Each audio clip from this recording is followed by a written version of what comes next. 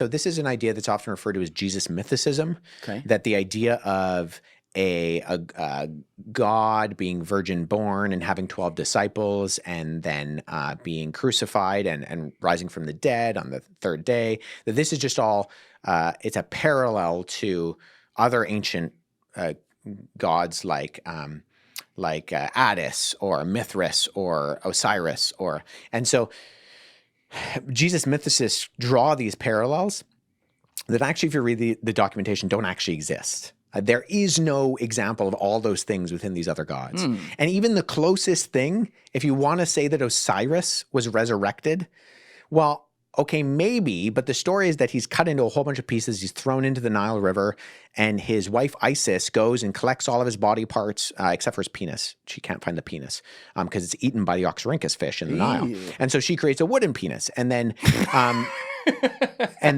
she wraps it all together, and this is the first mummy because she wraps all the body pieces together so that it's one unit, and he comes back to life as the revivified mummy. What do you find? Nothing. There's nothing analogous. Now, is it hypothetically? There could be, but I think it's related to the fact that the ancient world thought that resurrection was nonsensical. So anything that you could think of as a resurrection, like Osiris being the mummified god of the dead, I mean, he doesn't even actually leave the realm of the dead. He's relegated to the land of the dead at that point. So using that as an example of the resurrected Jesus who comes back in a new glorified body that is real, where he talks with his disciples, he eats fish, they touch him, they speak with him.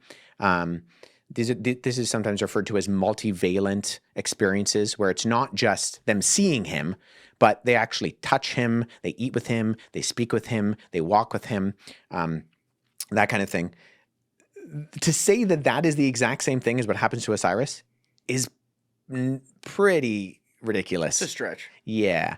And I think this goes part and parcel for every other example that you can find. Now, there are some parallels, obviously, but the parallels that match up are just broad examples of Horus gets in a boat and Jesus gets in a boat.